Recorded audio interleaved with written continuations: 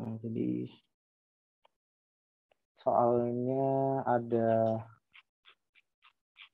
4 soal. Oke, nanti silakan kalau ada pertanyaan langsung di sela aja ya. Gitu.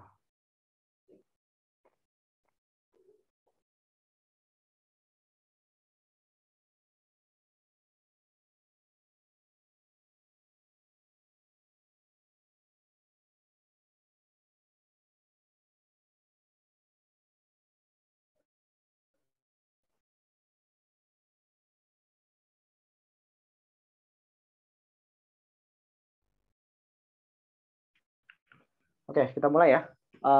Soal pertama adalah tentang pusat massa dari molekul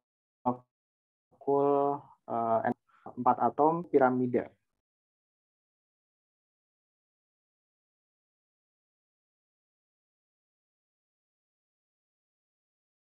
Dengan panjang ikatannya yang antara hidrogen dengan itu adalah 1,628 angstrom. Nah, ini membentuk suatu piramida dengan dengan puncaknya adalah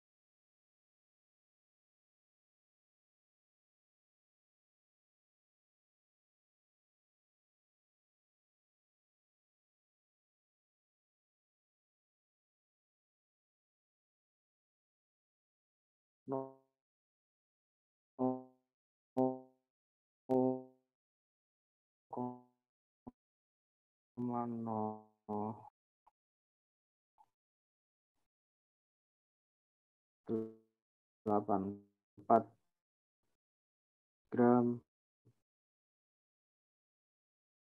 itu berapa? Nah, terlebih dahulu berarti kita tentukan dulu jarak ini kan, jarak tingginya. Tinggi antara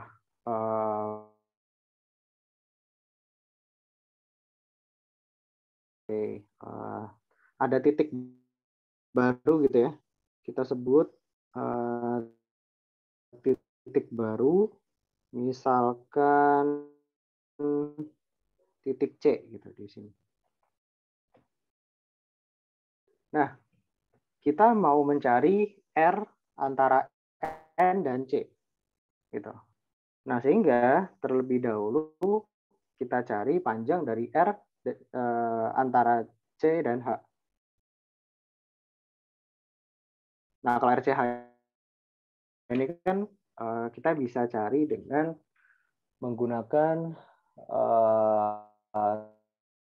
trigonometri biasa gitu di bagian bawahnya. Nah, misalkan tinjau alasnya, kita kan bakal melihat sebuah segitiga sama sisi. Ini H,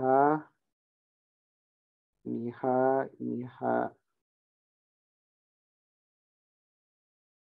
dan di tengahnya C. Nah, sehingga RCH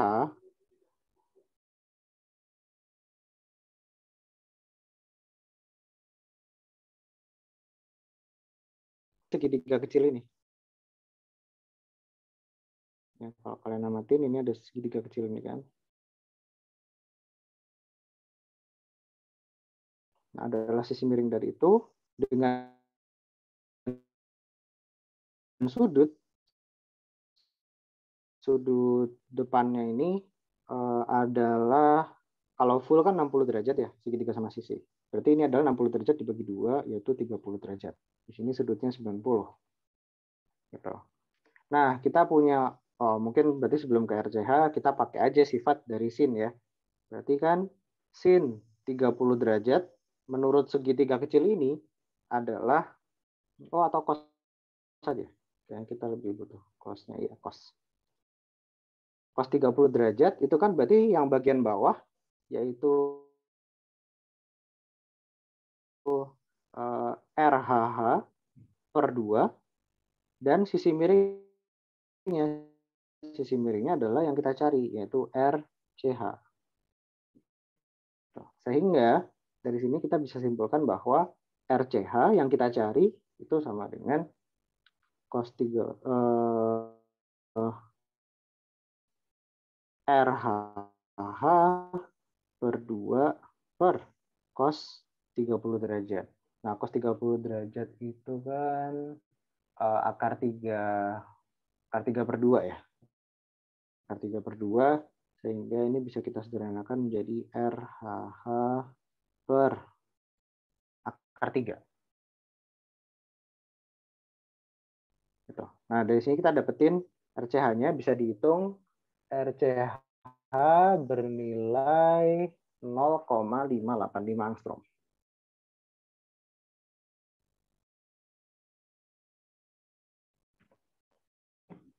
Nah, karena kita udah tahu RCH, ya, kita kembali ke segitiga atas.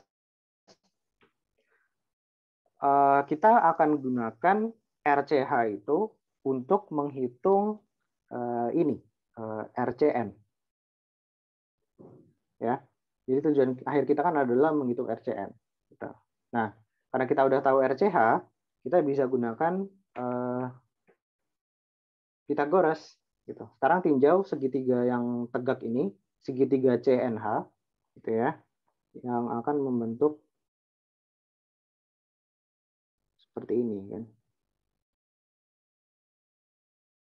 Nah, ini segitiga CNH, ini pasti tegak lurus, ini titik C, ini titik N, dan ini titik H. Gitu. Yang kita cari adalah RCN.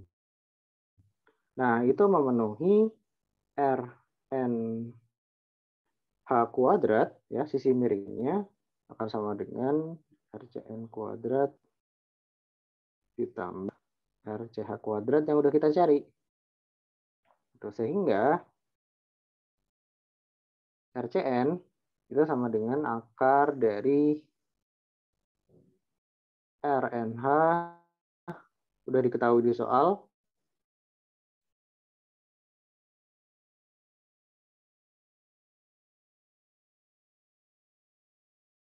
di ini nilainya sama dengan, kalau kita masukin ya angkanya, tadi RNH-nya kita udah punya 1,628 dan CH-nya adalah 0,585, kalau dihitung hasilnya adalah 1,519. Misalkan dikoreksi ya kalau hitungannya ada yang salah. Tapi kira-kira caranya kayak gini. 1,519. Ya. Nah, oke. Sekarang kita udah punya RCN. Gitu. Nah, berarti kita udah tahu seberapa jauh lokasi tegak lurusnya ya, lokasi pusat massa dari alas gitu. Pusat massa dari alas kita udah tahu, yaitu sejauh RCN, maka tinggal kita masukkan aja ke ini rumus buat pusat massa. Jarak pusat massa terhadap N adalah R sama dengan tentunya RCN dikalikan dengan massa dari hidrogen gitu kan. Karena massa hidrogennya ada 3 di alas, Itu jadi kita kaliin 3. 3 massa hidrogen ditambah massa dari nitrogennya gitu. Tapi karena jaraknya 0, ya udah kita masukin aja 0. 0 dikali massa nitrogen per 3 kali massa hidrogen ditambah massa nitrogen. Nah, dari sini kita ingat bahwa kita punya hubungan langsung antara massa dan densitas kan, antara massa dan rapat massa gitu. Nah, kita bisa pakai sifat itu, massa densitas massa sama dengan massa per volume gitu kan. Nah, nanti bagian volumenya itu bakal saling coret sehingga kita bisa sederhanakan ini menjadi densitas gitu. Kita tinggal tuliskan densitasnya aja. Jadi ini 3 kali rho H per 3 rho H plus rho N. Nah, kita udah punya semua kan angkanya. RCN adalah 1,519. Lalu rho H dan rho N kita udah punya di atas. Tuh, sehingga ini nanti kalau kalian hitung, didapat nilainya adalah 0,27 angstrom. Gitu ya. Jadi ternyata sangat lebih dekat ke nitrogen ya. Kita lihat kan RCN-nya, isi panjangnya itu 1,5. 1,59, tapi kita dapatnya 0,27, sekitar 0,3. Jadi sekitar 1/5 dari tinggi piramidanya. Gitu, lebih berat di bagian nitrogennya. Oke, kayak gitu. Silakan kalau ada pertanyaan dulu.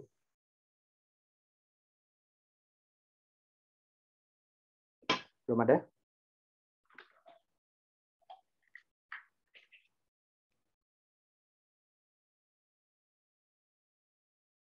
Ya oke. Ya soal nomor 1 cuma geometri aja ya. Kalau nggak ada pertanyaan, saya lanjutin ke nomor 2. Nah, buat nomor 2 ini ada bola kecil bermassa M, punya momentum awal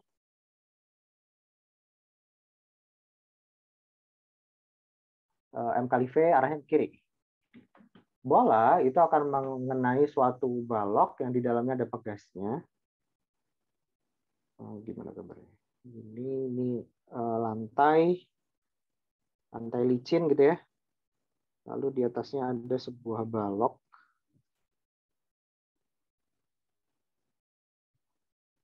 Seperti ini. Yang di dalamnya terdapat pegas.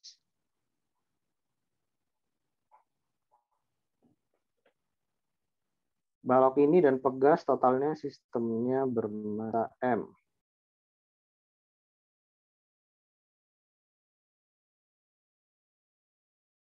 Oke, jadi di sini kita punya 2 hukum kekekalan ya. Yang pertama adalah hukum kekekalan energi dan hukum kekekalan momentum. Buat hukum kekekalan momentumnya, kita bisa cek 2 keadaan, yaitu keadaan awal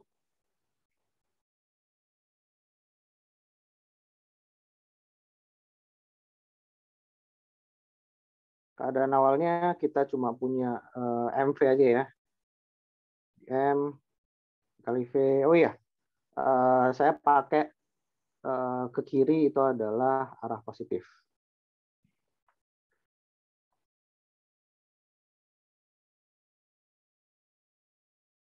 Positif. Nah, jadi momentum awal bola adalah MV. Nah, lalu selanjutnya kita cek ke keadaan di mana mereka sudah bergerak bersama-sama gitu. Jadi bayangkan si massa M kecil ini sekarang udah ada di dalam balok, mereka udah bergerak bersama-sama. Gitu. Sehingga momentum total akhir itu adalah massa total keduanya dikalikan dengan kecepatan akhir. Reaksen. Gitu. Kita udah tahu V, kita udah tahu M besar juga, maka tinggal cari V aksen aja. Sehingga kita membutuhkan hukum kekekalan energi mekanik.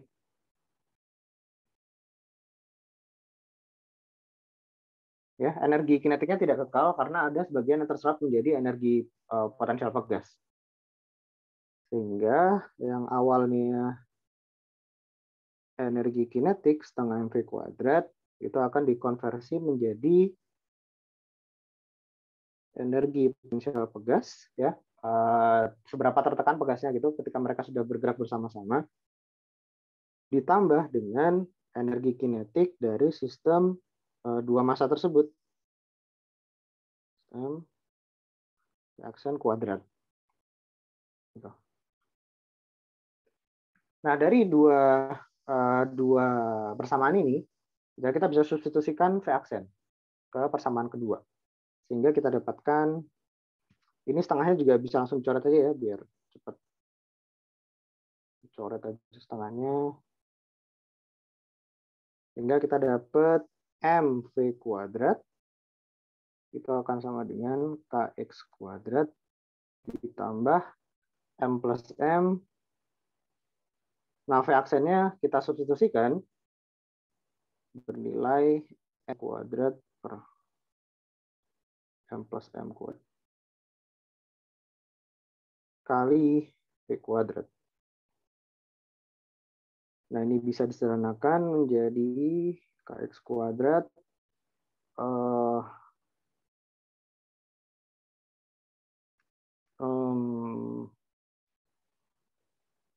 m kuadrat plus mm per m plus m dikurang m kuadrat m plus m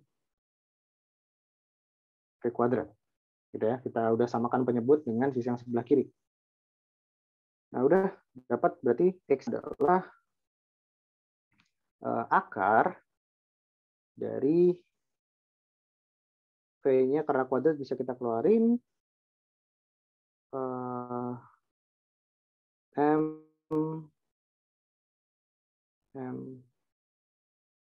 per K M plus M. Oke. Nah, kayak gitu ya. Cukup mudah. Buat yang soal ini, kita cukup pakai hukum kekekalan energi dan kekekalan momentum aja. Silakan, kalau ada pertanyaan. Sebelum dilanjutin. Sama saya sekalian izin minum bentar.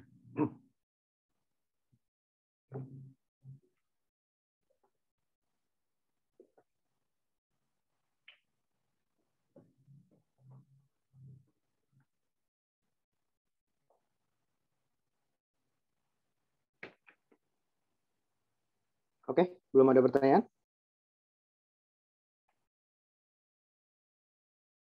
Kalau belum, kita lanjutin ke bagian 3. Nah, di bagian 3 ini diberikan suatu potensial, suatu energi potensial.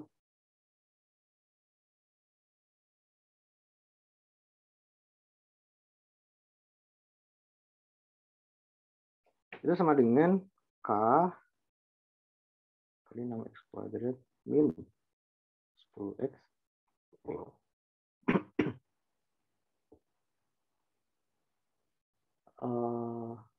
2x pangkat 3. 2x pangkat 3 min 5x kuadrat plus AX. Dengan K itu lebih dari 0 dan A itu bebas. Ya, jadi A bisa nanti kita tentukan. Nah, pertanyaannya, apakah syarat A agar terdapat kesetimbangan stabil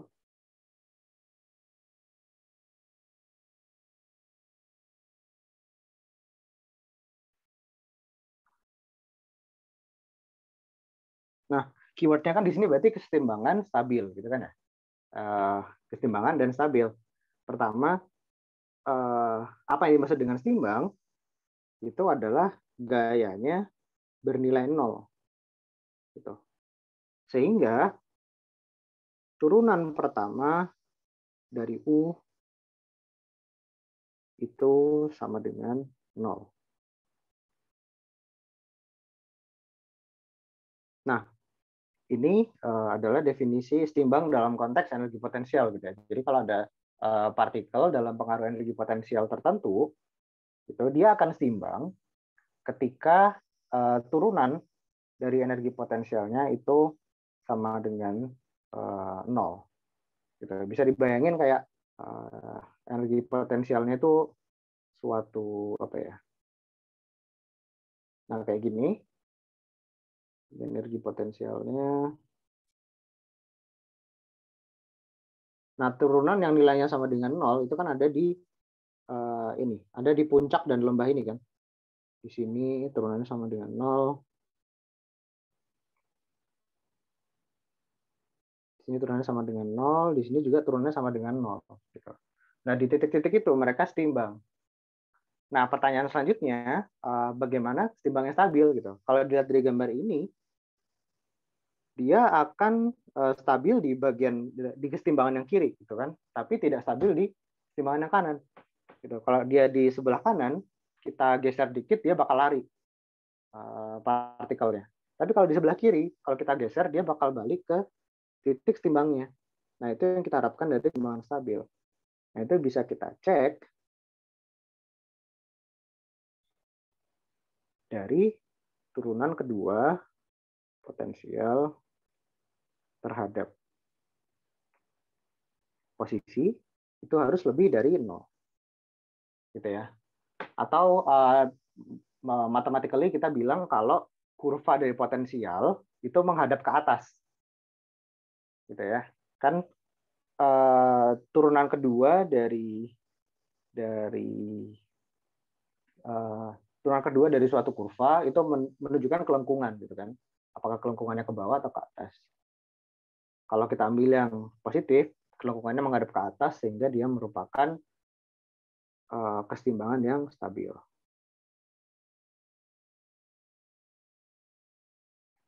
Nah, berarti tinggal kita cek dulu di mana titik-titik setimbangnya. Kita tentukan titik-titik setimbangnya. Kenapa titik-titik? Karena bisa jadi ada banyak. Nggak cuma ada satu.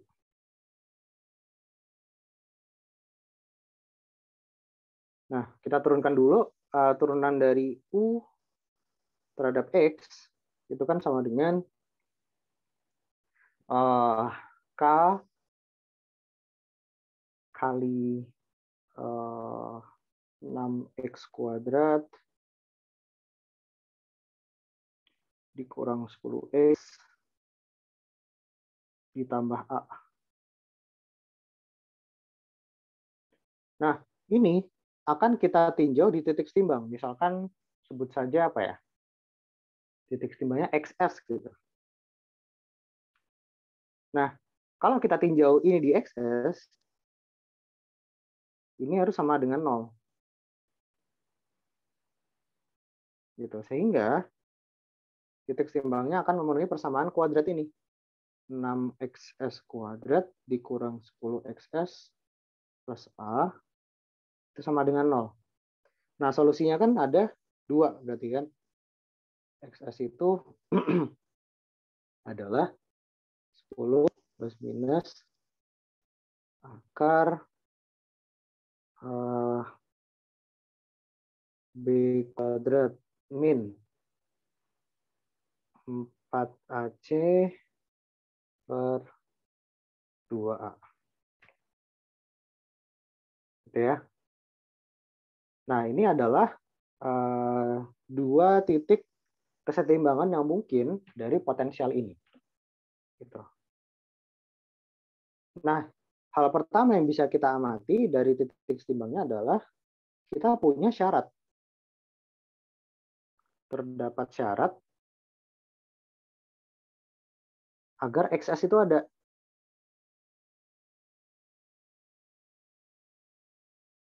yaitu 100 dikurang 24A itu harus lebih dari sama dengan 0 gitu. Ya kan? Karena kalau yang di dalam akar itu kurang dari 0, maka akarnya kan jadi bilangan kompleks gitu. Berarti bisa dibilang nggak ada gitu. Berarti tidak ada titik setimbang dari sistem tersebut. Nah, maka syarat ini harus terpenuhi agar ada titik setimbang. 100 kurang 24A itu harus lebih dari 0. Sehingga A itu kurang dari 100 per 24 itu berarti bisa dibagi berapa ya? 100 per 24. Dibagi 4. 25 per 6. Oke. Nah, ini syarat pertama buat A. Syarat ini adalah agar titik setimbangnya ada. Gitu. Nah, yang kedua, selain kita tunjukkan bahwa dia harus ada setimbangnya gitu ya, kita juga harus tunjukkan bahwa titik setimbang tersebut stabil. Gitu. Maka langkah selanjutnya adalah tinjau turunan kedua dari U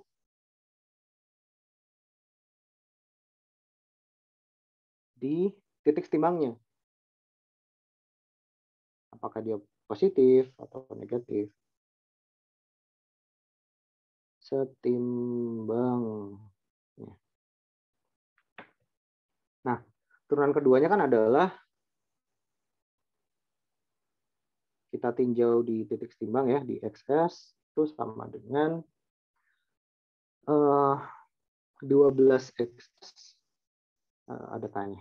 K kali 12XS dikurang 10. Oke, nah ini sama dengan kita masukin sekarang. K-nya pasti positif, jadi kita nggak perlu pusing sama itu.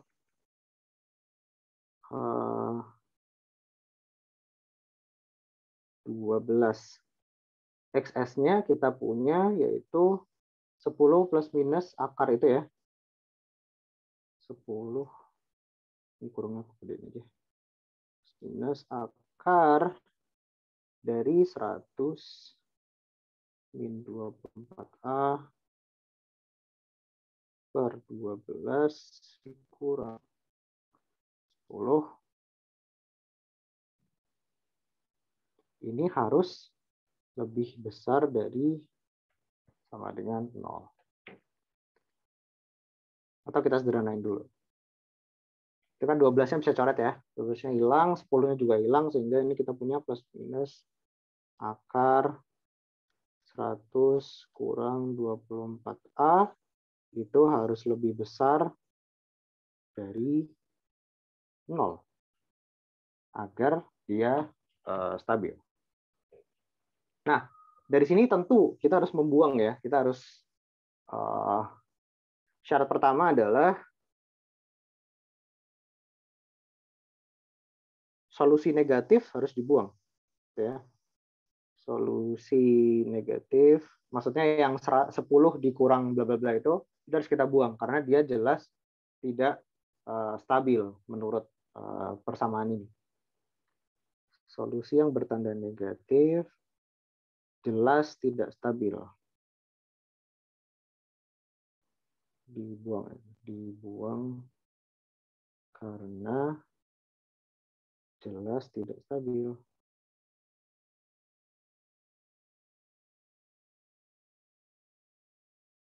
Nah, syarat yang kedua, ini lebih dari 0, bukan lebih dari sama dengan. Kalau sama dengan 0 itu artinya dia titik belok. Jadi nggak ke atas, nggak ke bawah. Tapi dia harus lebih dari 0. Nah, agar ini lebih dari 0, maka kita punya syarat kedua. Yaitu 100 dikurang 24A itu lebih dari 0. Sehingga A itu kurang dari 25/6. Gitu. Nah, ternyata ini bersesuaian dengan syarat yang pertama. Kalau yang pertama kurang dari sama dengan gitu kan. Sama dengannya masih boleh. Gitu. Tapi yang kedua sama dengannya nggak boleh lagi karena kita mau dia stabil. Jadi dia harus kurang dari 25/6. Gitu. Ya, jadi syarat yang harus dipenuhi oleh A agar dia memiliki kesetimbangan stabil adalah A kurang dari 25/6. Sehingga syarat agar UX memiliki titik setimbang stabil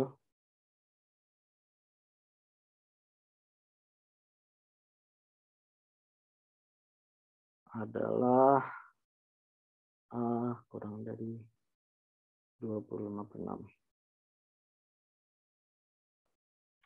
Nah, gitu syaratnya. Oke. Silakan lagi kalau ada pertanyaan.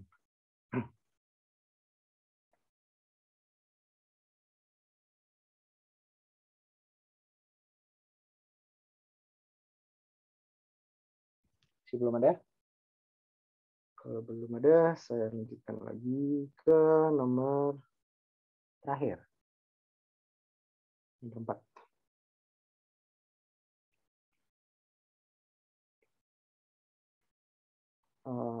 Oke. Nah, jadi nomor 4 ini kita diberikan dua ya vektor sih sebenarnya, vektor gitu ya. Satu vektor, komponennya 2 gitu ya, untuk mendeskripsikan posisi dari partikel. Partikel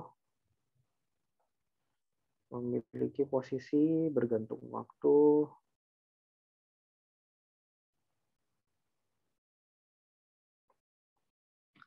R sama dengan A cos omega TI plus B sin omega T. Oke. Nah, kalau kalian notice, ini sebenarnya biar memudahkan bayangan gitu ya. Walaupun nanti rumusnya itu berlaku umum sih, bisa kita terapkan untuk sembarang gerak gitu ya. Tapi biar kita bisa bayangin, ini tuh sebenarnya membentuk persamaan elips gitu. Nah, cara lihatnya, kita lihatnya adalah lihat ini sebagai X ya, dan lihat ini sebagai Y. Nah, dengan demikian, X per A kuadrat ditambah Y per B kuadrat, itu kan merupakan cos kuadrat omega T ditambah sin kuadrat omega T. Nah, kita tahu ini menurut identitas trigonometri adalah sama dengan 1. Nah, ini semua adalah merupakan persamaan elips. Jadi kita bisa bayangin ya, kita bisa bayangin partikel itu akan bergerak dalam lintasan yang bentuknya seperti ini. Nah, jadi kita punya percepatan arah tangensial dan percepatan arah sentripetal.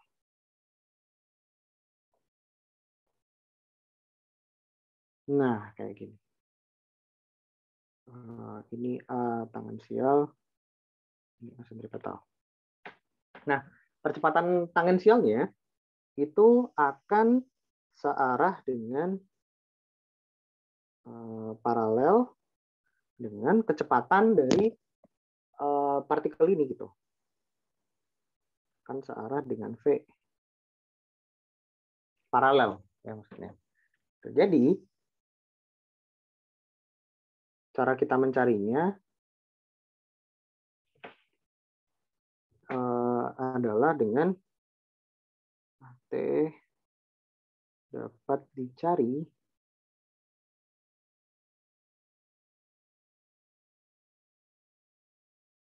dengan memproyeksikan, gitu ya, memproyeksikan percepatan total ke arah V. Nah, gitu. Nah, oke, berarti tugas awal kita adalah mencari VT dan AT, gitu kan? V itu adalah turunan pertama dari posisi. Nah, ini langsung kita dapat dia nilainya adalah kita turunkan sekali.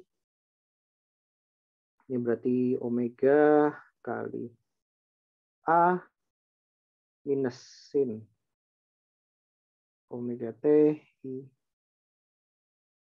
plus B cos omega T C. Nah, kita turunkan sekali lagi, kita akan mendapatkan percepatan. Ya, kita turunkan sekali lagi, maka ini jadi minus omega kuadrat A cos omega TI plus B sin omega TJ.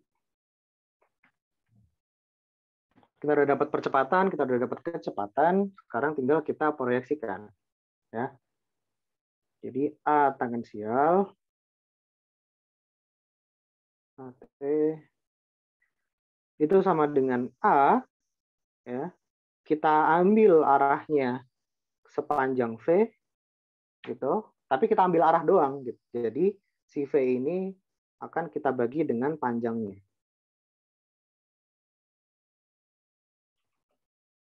Nah, gitu sehingga A dot V-nya itu adalah apa tuh? A dot V berarti minus omega pangkat 3 dikali minus A kuadrat sin omega T cos omega T I plus B kuadrat sin, atau bisa kita keluarin aja deh, sin omega T sama itu minus I plus B kuadrat J sin omega T cos sorry, udah nggak ada I-nya, sorry.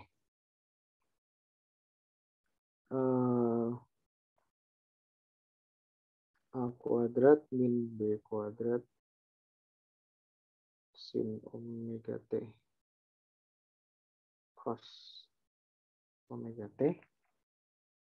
Nah, panjang dari V adalah akar omega kuadrat A kuadrat sin kuadrat omega T B kuadrat cos kuadrat omega T.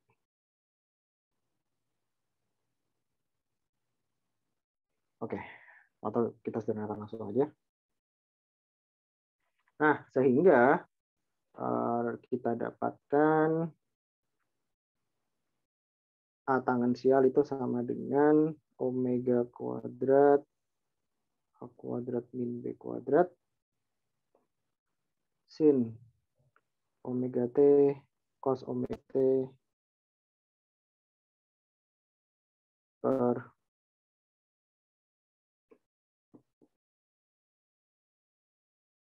akar dari A kuadrat sin kuadrat omega T plus B kuadrat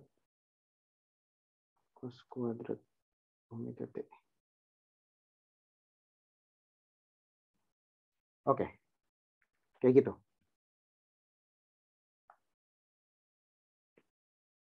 Nah, ini jawabannya. bisa dicek ya sebenarnya kalau ya iseng aja gitu.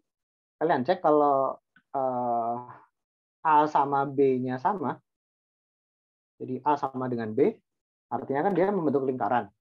Nah, kalau membentuk lingkaran nanti tangan sialnya jadi 0 gitu. Jadi ini untuk kasus lingkaran berubah menjadi gerak melingkar biasa. Gitu. Tapi kalau A dan B tidak sama, ternyata timbul percepatan tangensial.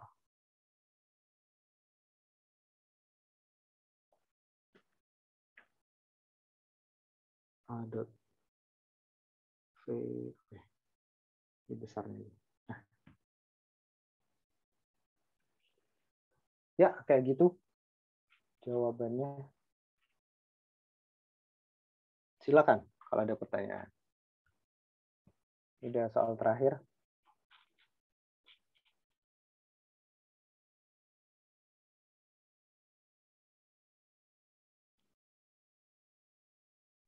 Silakan kalau ada pertanyaan, komentar atau apa. Oh ya, sebentar absensi.